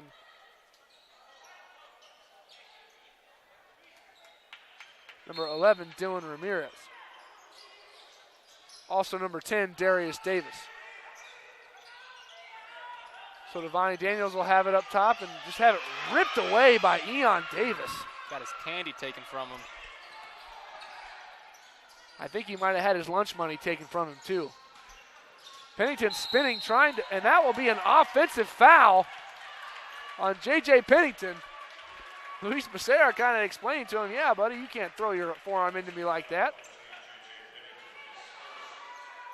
That is his first foul here tonight. So Luis Becerra already showing that he might be trying to play a little bit of a mental game with Pennington, which by all means, try something. There's a 3 from Gillespie, way short. Good board. Rebound, Nick Williams. He'll toss it back out to Becerra. Becerra switched his pivot feet, but somehow got away with it.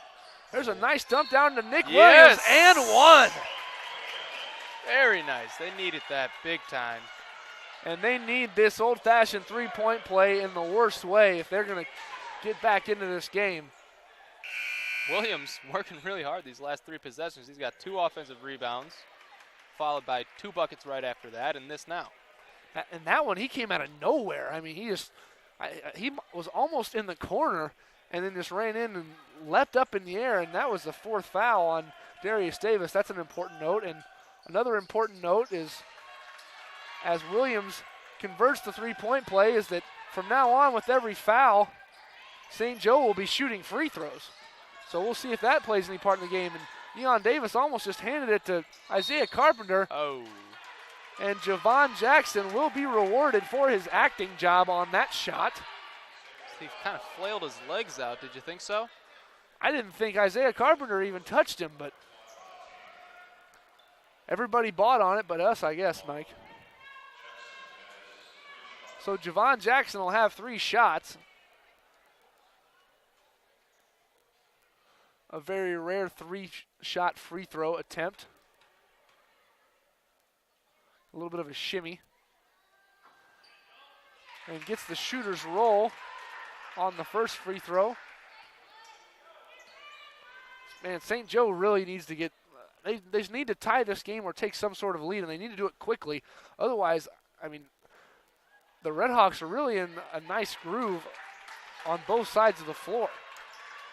With just under 13 minutes left in the game, there's theoretically a lot of time left to cut into the lead, but the way the Redhawks are playing, your sense of urgency needs to be high, and it needs to be to take this lead back now.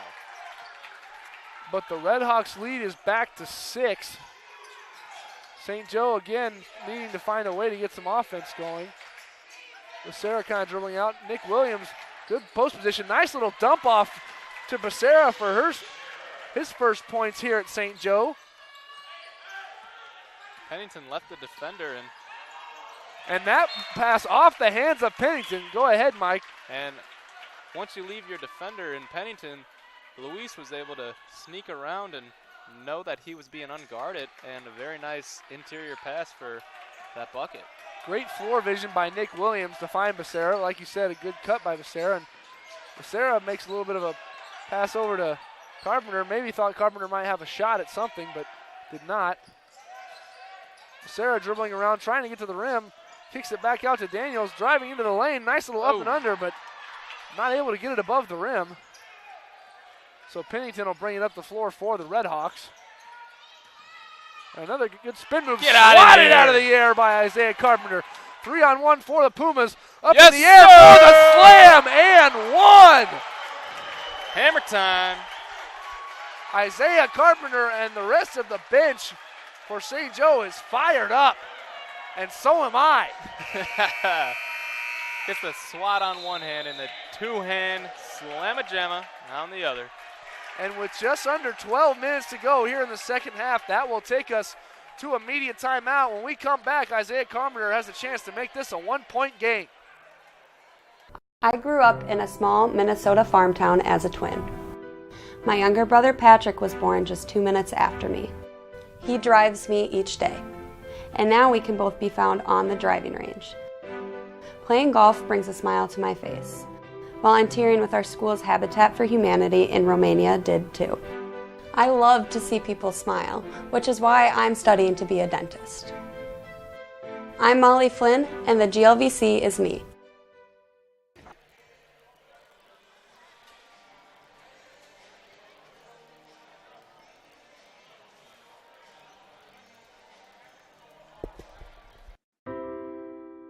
At St. Joseph's College, we are more than just a school.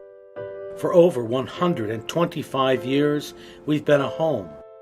We don't just lecture, we nurture who you are. We help build lifelong friendships. We teach you how powerful your opinion can be. And we care where your life will take you. Because at St. Joseph's College, we're family. Involved for life.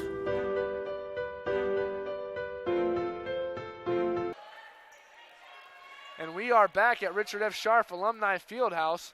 Isaiah Carpenter with a chance for an old-fashioned three-point play after being fouled on the slam. This is a big free throw for the Pumas. Make this a one-point game. It is off the mark, but the rebound is down to Ronald Alexander. So the lead is 2 for the Red Hawks. St. Joe turning up the pressure defensively. Ramirez shot faked a little bit. There's a deep three from Javon Jackson. He buries all 3 of those. That's a big shot from him and for the Red Hawks. Lead back to 5. Carpenter trying to spin a little bit. Back out to Becerra. Nice little dump off pass to Carpenter. Thought about the jump hook, but lots of passes, and I think too many passes for the Pumas. And he's out of bounds. And Javon Jackson was expecting contact and just whiffed. And then Eon Davis came down with it and just kind of walked out of bounds.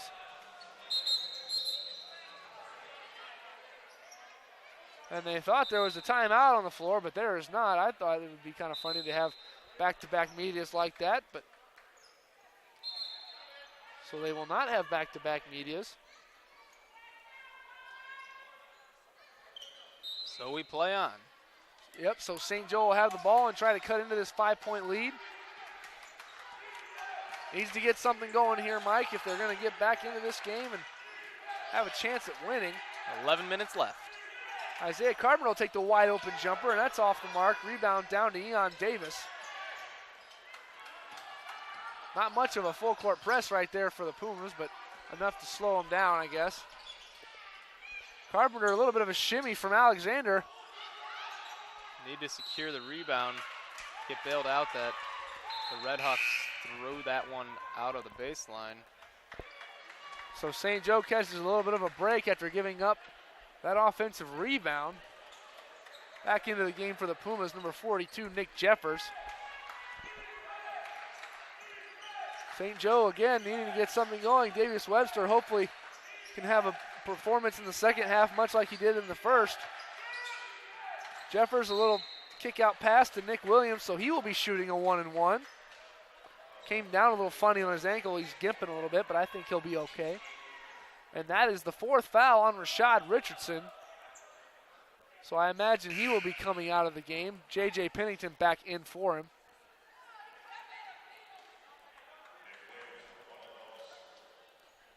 And Mike, not to beat the dead horse, but I can't stress enough how important all these free throws that St. Joe is going to be taking are if they're going to be getting back into this game. And that, as Nick Williams hits the front end of the 1-and-1. Because they're going to shoot, if they're aggressive to the basket, they're going to shoot a lot of them here throughout the course of this game. And Nick Williams hits both of them. Kindred Williams into the game for Nick Williams. So St. Joe trails by 3. Here's another look at their press.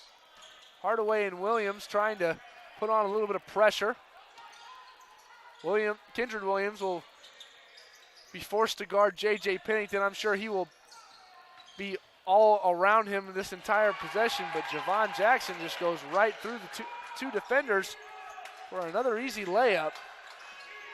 Jackson really turning it up in these last 6 minutes or so.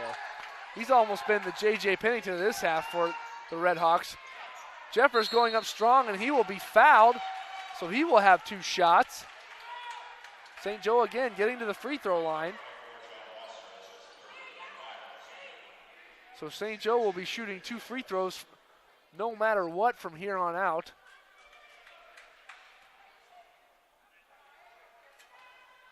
And Jeffers' first free throw of 2 is up, and it is good. This free throw could make this a 3-point game. It is up, and it is rattles around and goes in. So St. Joe again in a little bit of a 55 press. Mosser gets it in the middle of the press breaker, but they'll clear it out. Gillespie will run at him, and that ball's tipped away. Eon Davis trying to come up with it, is able to. Jeffers bodies up Mosser, and Mosser just throws it right over the top of Jeffers for the layup. The lead back to 5. St. Joe at this point just trading buckets, not what they need to do if they're going to get back in this game. Gillespie throws up a mid-range jumper. He buries that one. Nice shot from Gillespie. Pennington loves that behind the back dribble as he just kind of spun out of that one. And a nice little fadeaway runner from Alexander, but Jeffers comes up with it, Drops it. Being harassed, Javon Jackson, a heat check. Pennington down with the rebound. He'll go up and lay it in on the offensive rebound. TJ Hardaway down through the middle. Nice little Euro step up and in. And Coach Church will call a timeout. Just kind of trying to slow down that momentum right there. The lead back to 5, excuse me. The scoreboard is 3. Our stats online say the lead is 5, but the scoreboard here says 3. So we'll go with that one since that is more favorable for the Pumas. I want to take this time to again thank some of our sponsors. Puma Basketball is brought to you in part by Lithographic Communications.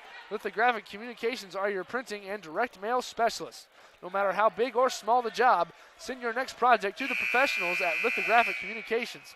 Visit their website at www.lithocom.com. That's litho-com.com. So the Redhawks will have the ball out of that timeout. St. Joe hopefully able to get some defensive stops.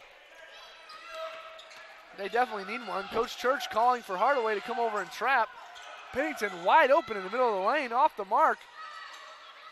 Rebound down to Kendrick Williams, and he will throw it out of bounds, just trying to outlet it to Gillespie.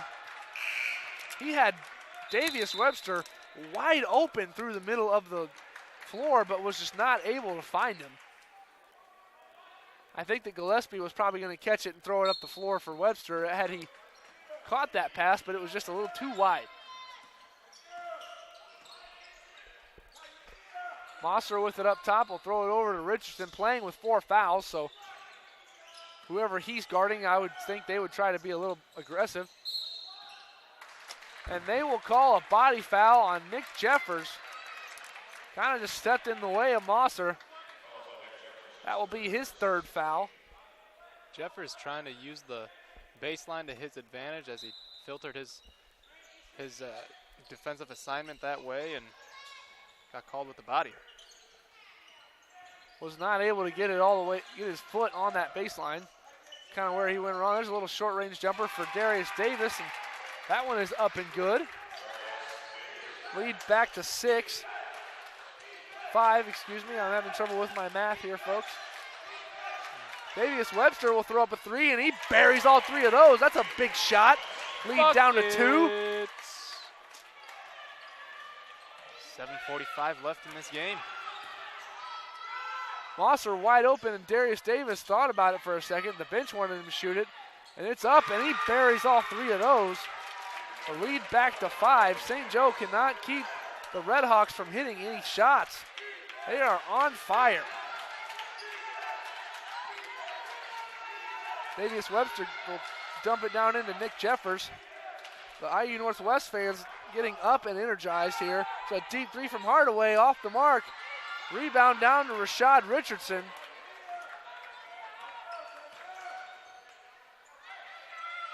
So they will try to slow it down, will the Redhawks, and run a little bit of a half-court set.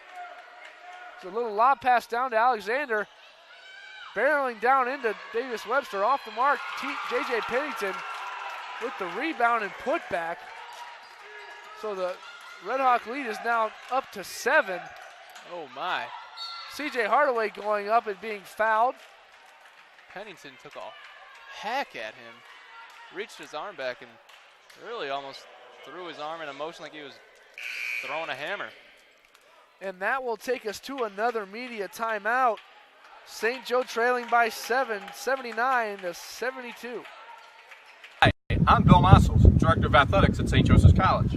And I'm Teresa Scanlon-Mossels, Chair of the Business Administration Division. And we're here to wish all Puma student athletes the best of luck this season. Go Pumas! Hi, I'm Carol Lane Wood, class of 74, and this is my husband Harvey. We attend a lot of the sporting events, and we want to wish the Pumas good luck in their game as well as in their academic endeavors.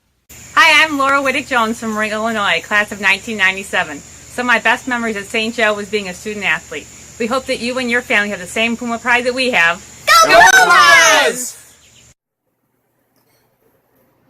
Go Pumas!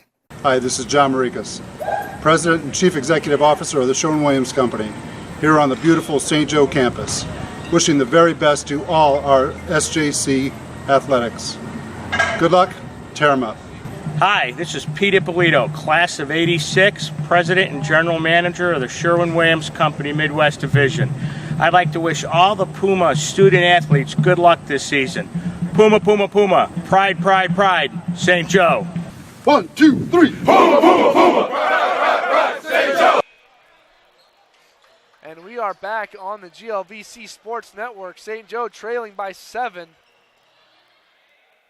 That last foul sent number 24, John Mosser, to the bench. He has 4 of those. St. Joe in the double bonus the rest of the way here tonight. Riley, you mentioned how important the free throws are for the Pumas, and since that point in the game, they haven't really been to the line a whole lot. And they definitely need to get there as much as possible and convert on the chances. As C.J. Hardaway gets the shooter's roll on the first try. And the second one is on the way, and it is good. So we lead back to 5. Luis Becerra also back into the game for the Pumas. Trying to run the top of that press. Seen a lot of energy from him here today. He works hard on defense for sure. Richardson going all the way down into almost to the basket. J.J. Pennington with a tough rebound, throws it up, and they will give him the foul. Foul will be on number 35, Luis Becerra. That is his first foul.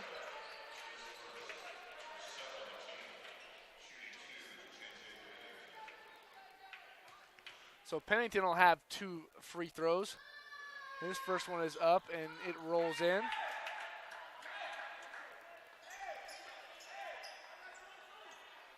With that free throw, that gives J.J. Pennington 26 points with 6:24 left in the fourth, and that free throw will make it 27. And I don't think he's done yet, folks. St. Joe trailing by 7 with 6:15 to go here in the second half. Nick Williams wide open from 3, but will not take the shot. And they will call a foul down on the block. That was on number 11, Dylan Ramirez. So Nick Jeffers will have 2 free throws.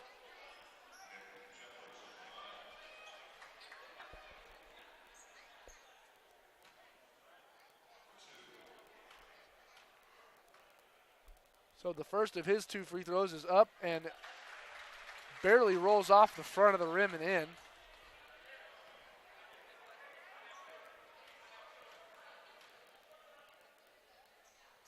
And the second one is off the mark. So the lead is now 6 for the Red Hawks. And Darius Davis, just a nice little Euro step move right to the basket. Untouched. Coach Church not happy with his team's performance, just sitting on the bench. And he is frustrated, and understandably so. And they will call that foul on J.J. Pennington. Got a lot of ball there. Got some arm too. I think where he went wrong was he kind of just kept on going with it. If he just kind of would have stuffed it and kept his arm there, I think he would have been okay. Forcing his way down. Nick Williams hits the first of 2 free throws. And into the game for the Pumas is number 5, Kindred Williams.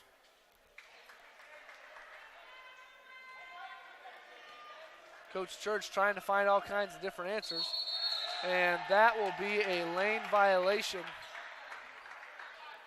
That will be on number 35, Luis Becerra, just trying to jump the gun a little bit. And those are the mistakes you have to avoid if you're the Pumas. Kind of an uncommon occurrence, too. They'll inbound it to J.J. Pennington. They'll throw it back over to Alexander. This Redhawks team, it's tipped around, stolen by Becerra, up to Kendrick Williams, and he will be fouled by J.J. Pennington. That will be his third foul. So that will be 2 shots for Kendrick Williams. Chance to make this a 5-point game. Good for the Pumas, as always, scoring points when the clock is stopped. Right now it's at 5:35. And the first of 2 free throws is good from Kendrick Williams. A very important second free throw coming. And it is up and it is good. So St. Joe trails by 5. They will call another foul on Luis Becerra. So that will send J.J. Pennington to the free throw line for a 1-and-1. That is his second foul.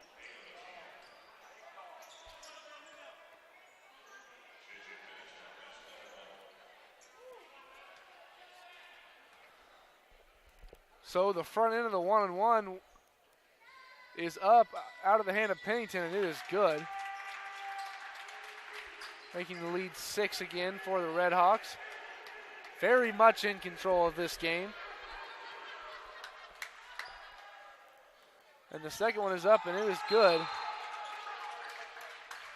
Pennington has scored in a number of different ways in the second half. It's just been on the free throw line.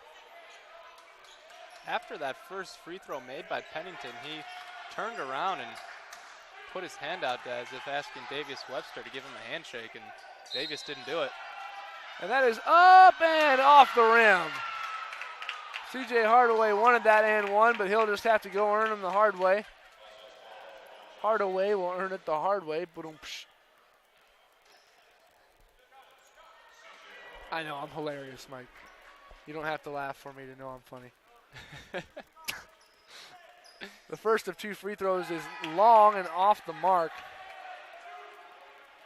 from C.J. Hardaway.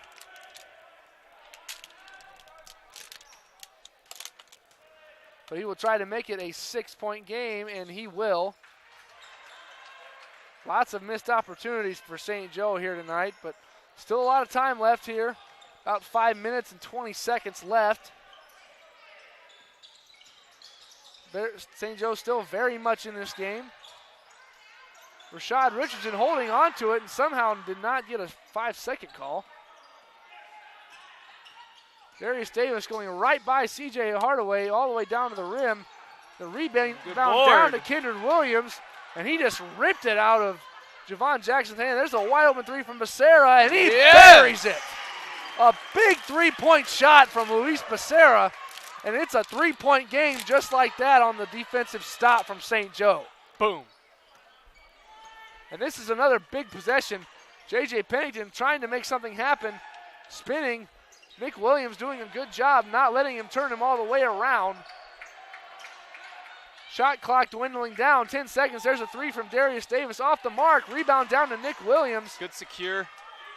He'll slow it down, and down comes Becerra. Wide open to the basket for Devontae Daniels. Had a wide open look at the layup, but just not enough touch under the basket. Just kind of threw it up over the rim. Tried to go up on the reverse side, but was not able to kiss it off the glass. A big missed opportunity for the Pumas. There's a short jumper from Pennington, and he buries that one with ease. Relentless. Keeps coming back at you. So the lead is now 5 again. St. Joe trying to gain a little bit of momentum. Behind the back move by Becerra right to the rim. Becerra giving a little bit of an offensive spark for the Pumas. Looking like a little bit of a different team that we've seen here in the second half, but they still have a long way to go. Becerra trying to guard Pennington. Little fadeaway jumper. That's well short. Rebound down to Kindred Williams. Good job making them fade away. Here comes St. Joe. Hardaway going through the middle. Hammered. Hitting the head, but no call on the floor. Oh, look out here. Alexander up. Almost had the N1 try go in. Hardaway limping, walking, just reaching half court now. This game getting pretty physical, maybe even a little chippy here. But that will take us to our final media timeout here in the second half. St. Joe trying to make a run, but still trailing 87-84.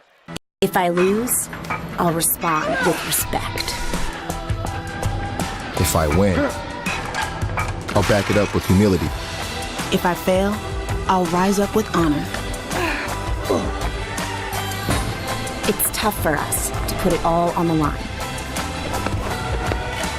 Don't undo my hard work with poor sportsmanship. Respect. It's the name of the game. We are back on the GLVC Sports Network, and Mike, we were talking a little bit there, just starting to get a little chippy. Yeah, I think so. I've seen a few things, some words exchanged between players down there, and some little after the ball goes in, some things are happening with players being contacted a little bit more so than you would, some shoulder bumps, and both these teams are playing really hard, and they both really want to win, and understandably so. But let's hope things remain civil. Absolutely, and I imagine they will, given the score is so close. Neither team probably wants to put their team, none of the players from either team probably want to put their team in a position where that a technical foul or something like that hurts them. So, but Ronald Alexander will have 2 free throws to try to make this a 5-point game in favor of the Redhawks. Javon Jackson kind of ran in there late, but they won't say anything. The first from Alexander is up, and it is good.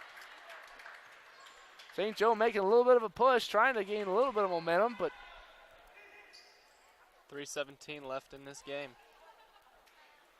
Ronald Alexander's second free throw is up and good, so the lead is back to 5 with 3:15 left in the second half.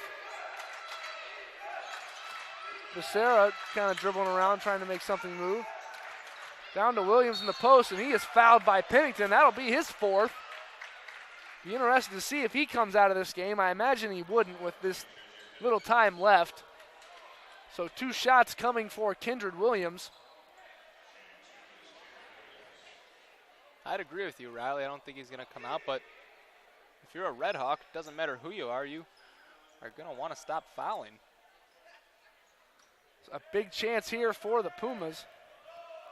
And Williams drains his first of 2 free throws. The Pumas playing harder here in the later in the second half. Look, and that's definitely, I think, has been why they've been able to kind of get back into this game. And that shot missed and off the mark and down to Rashad Richardson. So the lead is 4. St. Joe needs another stop on the defensive end. Javon Jackson trying to go to work on Davius Webster, and he gets the shooter's roll. And IU Northwest has had no trouble hitting shots tonight. They are shooting the ball really well as a team. Getting a lot of shots up mainly. Kindred Williams, a nice little jump shot right underneath the basket. Putting the lead back to 4. Oh. And Nick Williams got a hand on it, but they will say he hit it out of bounds, which was probably correct. But the Puma fan in us wanted that to not be correct. Good job shadowing the ball and getting a full hand on it, though. They'll get it into Rashad Richardson.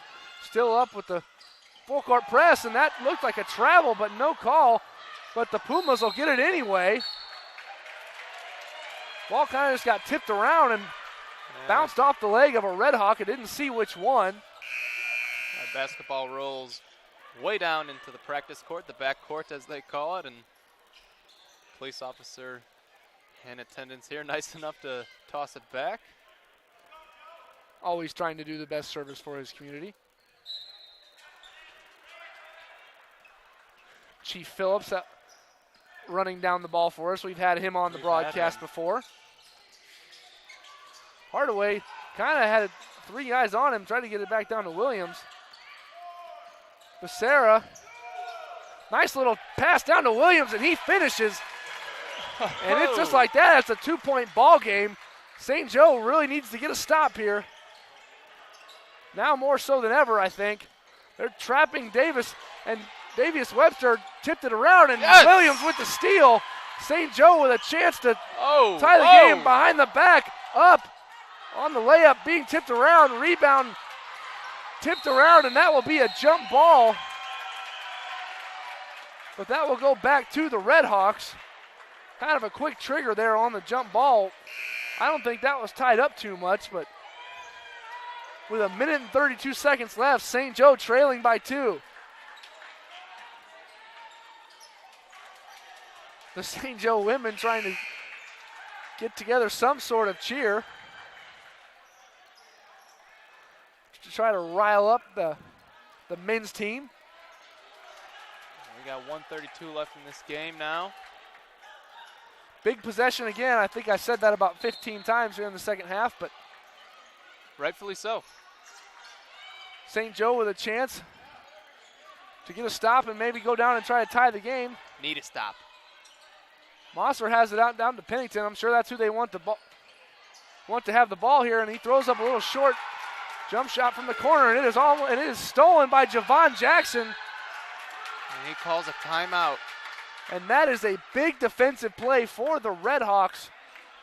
They now lead by 4 with 1 minute 12 left in the game. That will be a 30-second timeout, so we will keep it right here. On that play, Jackson coming out of nowhere. I wonder if maybe he could have been hiding behind the referee, almost not purposely, but using him as a screen, and all of a sudden just jetted out. He grabbed that ball, ran to the corner, called the 30-second timeout, and the Red Hawks have a chance to regroup now and really game plan what do they want to do for this last 1 minute and 12 to try to bring this one home. And that's a really headsy play by Jackson there. I'm not sure how many timeouts they have left, so I guess it could turn out to be a really bad play if that was their last one, but assuming they have a few left, that's a really smart play to set something up, maybe run a set play of some sort. Try to get a good look here at the basket, and that ball is tipped out of bounds by C.J. Hardaway. So IU Northwest with a little trouble getting it in. They will have 28 seconds on the shot clock. They had a fresh one after Javon Jackson got that rebound, or that steal, and called that timeout. A deep three from Jackson, air ball, but rebound down to Pennington. There's a deep three from Davis, off the mark again. Probably not the shot they're looking for, but here come the Pumas. There's Davis Webster wide open for 3. It is short. Rebound down to Mosser. Here comes Pennington. St. Joe needs to get some sort of tip away.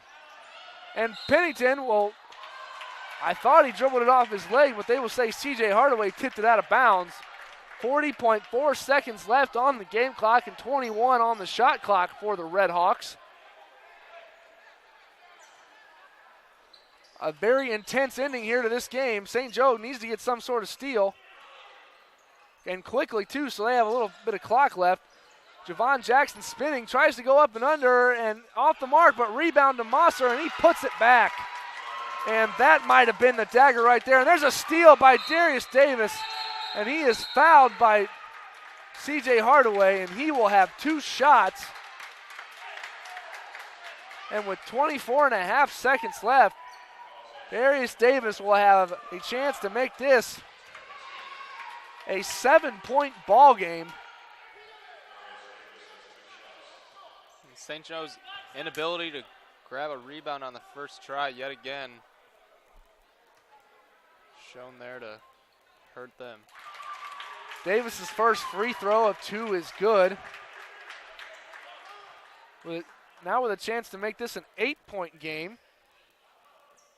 And he does. So St. Joe needing almost a miracle to get back in this game. C.J. Hardaway will be fouled and have 2 shots.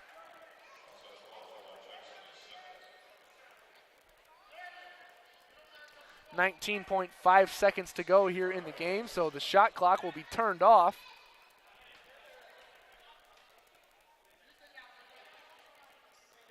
C.J. Hardaway's first free throw is good. As the stats stand right now, the Red Hawks have 5 players in double figures here tonight, en route to 97 points. I imagine St. Joe will probably foul, or so they will have a chance here, and Pennington will have a chance to score 2 more to add to that total. There's a rating here in our stat sheet online that says efficiency. I'm not sure how that is calculated, but his efficiency is 35, and the next closest is 18. So I imagine that's probably pretty good. You know, I don't know how to decipher the effectiveness or the reasoning or meaning behind that stat, but it's the highest one on the board. I'm impressed.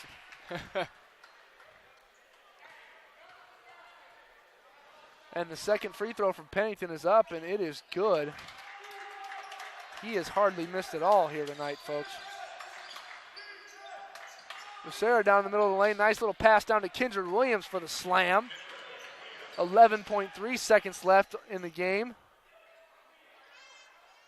Rashad Richardson taking his time down the floor. Hardaway trying to make a steal, and there will be a foul by Nick Williams. So Javon Jackson will be sent to the free throw line.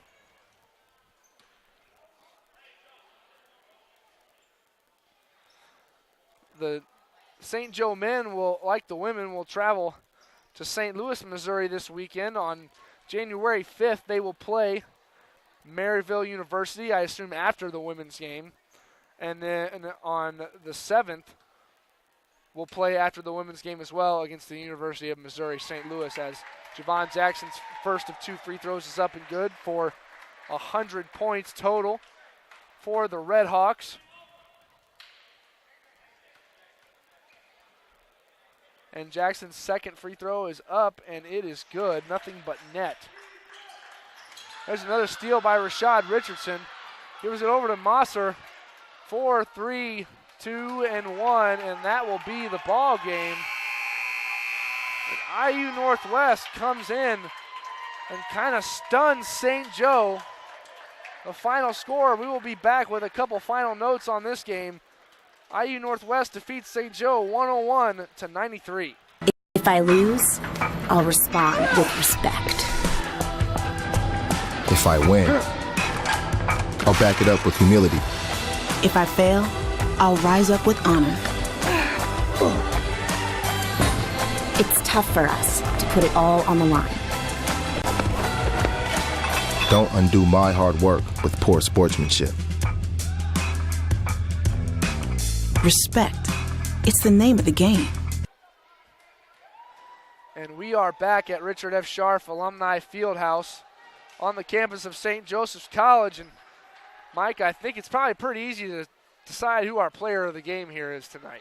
Well, we both know it's J.J. Pennington. He finished with 36, pretty much did whatever he wanted with the ball, and without the ball, he was also a pretty pesky player as well. So congrats to him on the high game. 4 other of his teammates were also in double digits. Just a very, very nice offensive showing from the Red Hawks. Yeah, J.J. Pennington, like Mike said, led the Red Hawks with 36 points. Javon Jackson had 23. Darius Davis had 13. And then Ron Alexander and Rashad Richardson each had 11 apiece. For the Pumas, they were led in scoring by Nick Williams. He had 17, followed by Nick Jeffers with 16. And then Hardaway, Webster, and Kindred Williams, all 3 had 13 points. That will do it for tonight's broadcast. St. Joe loses this contest to Indiana Northwest by a score of 101-93. Mike, thanks for joining me here tonight. Thank you. And that will do it for this broadcast. You stay classy, Puma Nation.